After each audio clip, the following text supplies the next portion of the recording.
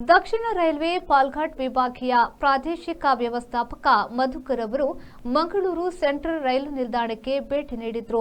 ಇದೇ ವೇಳೆ ಮಂಗಳೂರು ಹಾಗೂ ದಕ್ಷಿಣ ಕನ್ನಡ ಜಿಲ್ಲೆಯ ರೈಲು ಪ್ರಯಾಣಿಕರ ಪರವಾಗಿ ರೈಲು ಹೋರಾಟಗಾರ ಗೋಪಾಲಕೃಷ್ಣ ಭಟ್ ಅವರು ಮಧುಕರ್ ಅವರಿಗೆ ವಿನಂತಿ ಪತ್ರವನ್ನು ನೀಡಿದರು. ಮಂಗಳೂರು ಜಂಕ್ಷನ್ ಸಿಎಸ್ಟಿಎಂ ಮುಂಬೈ ಎಕ್ಸ್‌ಪ್ರೆಸ್ ರೈಲಿನ ವಿಸ್ತರಣೆಗಾಗಿ ಜನತೆ ಬಹುಕಾಲದಿಂದ ಬೇಡಿಕೆ ಇಡುತ್ತಿದ್ದರು ಮತ್ತು ಹಿಂದೆ ನಡೆದ ಡಿಆರ್ಯುಸಿಸಿ ಸಭೆಗಳಲ್ಲಿ ಹಲವಾರು ಬಾರಿ ಮನವಿ ಸಲ್ಲಿಸಿದ್ರೂ ಕೂಡ ನಿಮ್ಮ ಕಚೇರಿ ಈವರೆಗೆ ಯಾವುದೇ ಕ್ರಮ ಕೈಗೊಂಡಿಲ್ಲ. 2022ನೇ ಸಾಲಿನ ಇಂಟರ್ ಝೋನ್ ರೈಲು ವೇಳಾಪಟ್ಟಿ ಸಮಿತಿಯಲ್ಲಿ ಕೊಂಕಣ್ ರೈಲ್ವೆ ಕಾರ್ಪೊರೇಷನ್ ಈ ರೈಲನ್ನು ಮಂಗಳೂರು ಸೆಂಟ್ರಲ್ವರೆಗೆ ವಿಸ್ತರಿಸುವ ಪ್ರಸ್ತಾವನೆಯನ್ನ ನೀಡಿತ್ತು.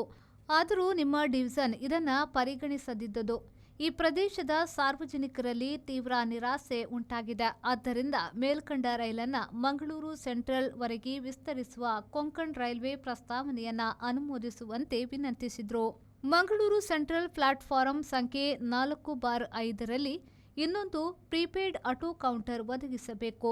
ಒಂಕಿ ಮತ್ತು ಒಎಂಎಒನಲ್ಲಿರುವ ರೈಲ್ವೆ ನಿಲ್ದಾಣದ ಕಟ್ಟಡದ ಹತ್ತಿರ ನಿಗದಿತ ಕೆಎಸ್ಆರ್ಟಿಸಿ ಬಸ್ ನಿಲ್ದಾಣವನ್ನು ಪಾರ್ಕಿಂಗ್ ಶುಲ್ಕವಿಲ್ಲದೆ ಒದಗಿಸಬೇಕು.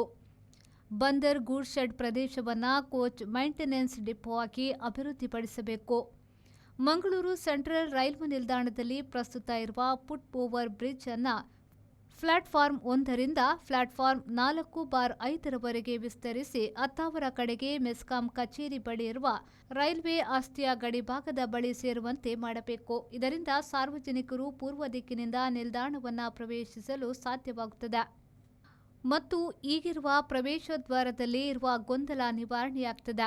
ಪ್ಲಾಟ್ಫಾರಂ 4 ಮತ್ತು 5ರಲ್ಲಿ ಒಂಕಿ ಮತ್ತು ಒಎಂಎಒನಲ್ಲಿ ಹೊಸ ಸಸ್ಯಾಹಾರಿ ಆಹಾರ ಮಳಿಗೆ ಸ್ಥಾಪಿಸಬೇಕು. ಇಲ್ಲಿಂದ ಹೋಗುವ ಹಾಗೂ ಬರುವ ರೈಲು ಪ್ರಯಾಣಿಕರಿಗೆ ಯಾವುದೇ ಊಟ ತಿಂಡಿ ಚಹಾದ ವ್ಯವಸ್ಥೆ ಈ 2 ಪ್ಲಾಟ್ಫಾರ್ಮ್ಗಳಲ್ಲಿ ಇಲ್ಲ. ಇಂತಹ ಹಲವಾರು ಸಮಸ್ಯೆಗಳನ್ನು ಅಧಿಕಾರಿಗಳ ಗಮನಕ್ಕೆ ತಂದರು. ಬ್ಯೂರೋ ರಿಪೋರ್ಟ್ ವಿ4 ನ್ಯೂಸ್ ಮಂಗಳೂರು.